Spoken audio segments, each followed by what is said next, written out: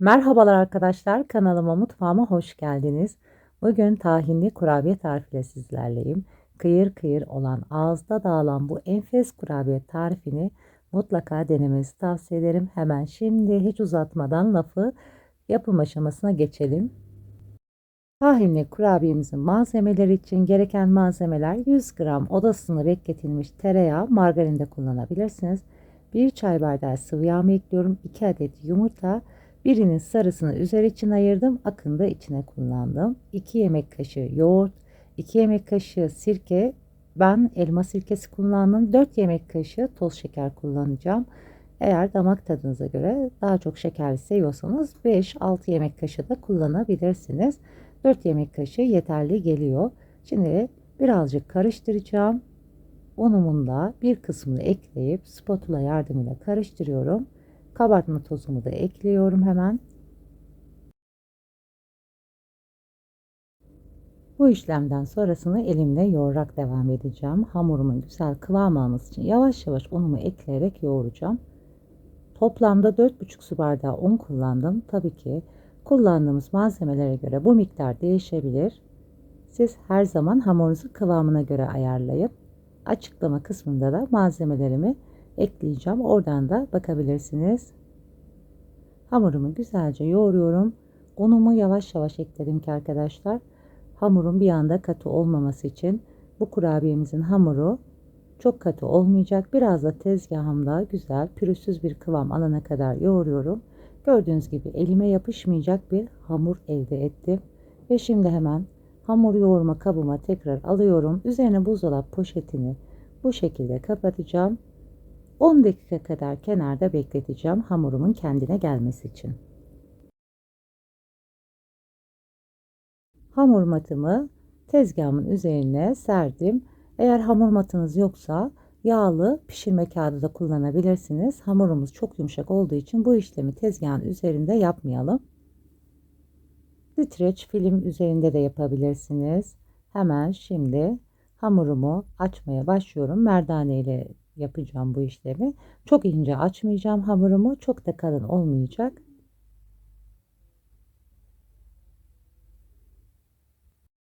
Hamurumuzun üzerini kesinlikle unlamayalım. Yumuşak bir hamur olduğu için açma işlemi birazcık zorlayabilir.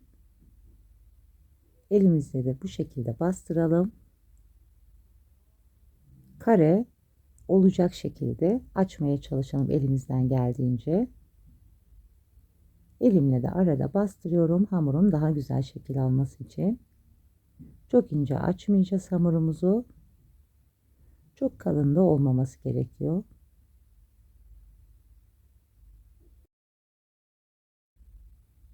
Hamurumu açma işlemini gerçekleştirdim. Çok ince bir hamur olmadı, çok da kalın olmadı. Kare hamur açtım. Şimdi üzerine bir çay bardağı kadar tahin ekleyeceğim.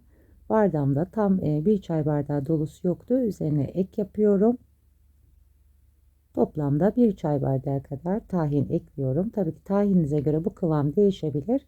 Siz hamurunuzun üzerine bu şekilde kaplayacak şekilde tahin eklemeniz yeterli. Fırça yardımıyla da her yerini eşit şekilde dağıtıyorum.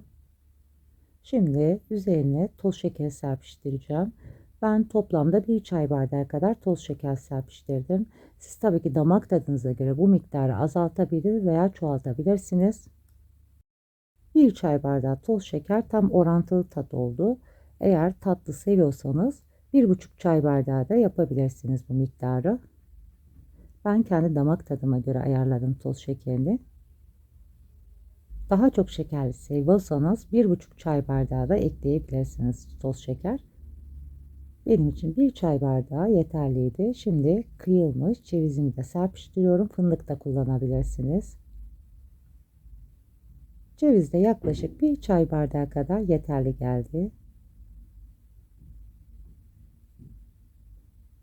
Şimdi hamur matımla bu şekilde hemen hamurumu katladım. Bu işlemi yapmak için hamur matı dediğim gibi çok ideal bir seçenek oluyor. Tezgahın üstünde yapsak rahat katlayamayacağım için yağlı kağıt veya streç filmle de yapabilirsiniz bu işlemi. Kurabiyemin de çok kalın olmaması için bu şekilde 2 rulo yaptım. Hemen ortadan hamur matıyla kesiyorum veya bıçak yardımıyla da yapabilirsiniz bu işlemi. Kurabiye rulolarımın üzerine yumurta sarısı sürdüm arkadaşlar.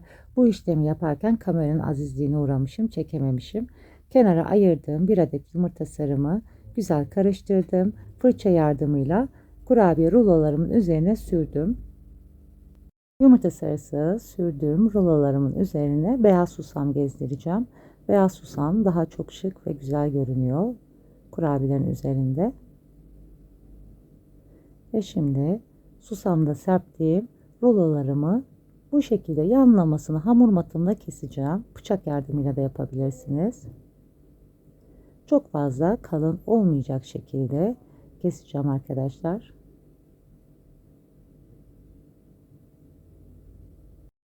Arkadaşlar hala kanalıma abone değilseniz abone olmayı, daha güzel tariflerden haberdar olmak için zil sesi butonunu açmayı unutmayın. Zil sesi butonu açtığınızda bu sayede daha yeni güzel tariflerimden haberdar olabilirsiniz.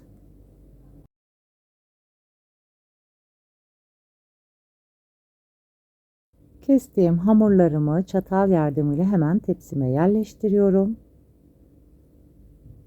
Yumuşak olduğu için elimizle ezilmemesi için tepsime yerleştirdim çatal yardımıyla. Bu arada fırınımı 175 derecede ısıttım arkadaşlar. İlk önce 30 dakikasını 175 derecede pişireceğim. Sonra 160 derecede kızarana kadar kurutarak pişirme tekniğiyle pişireceğim kurabiyemizi daha kıyır kıyır olması için. Kurabiyelerim pişti. Kurabiyelerinizin kıyır kıyır olması için de fansız ayarda pişirmeyi unutmayın. Orta rafta pişirdim arkadaşlar. Bunu da hatırlatmış olayım. Şimdi kurabiyelerimi birazcık soğuttum. Hemen size ne kadar güzel kıyır kıyır olduğunu test etmek istiyorum bir tanesini. Mutlaka sizlerin de deneyip yapabileceğiniz çok harika bir lezzet. Herkesin hazır mı aldın diye sorduğu bu güzel kurabiyeleri sizin de denemenizi tavsiye ederim.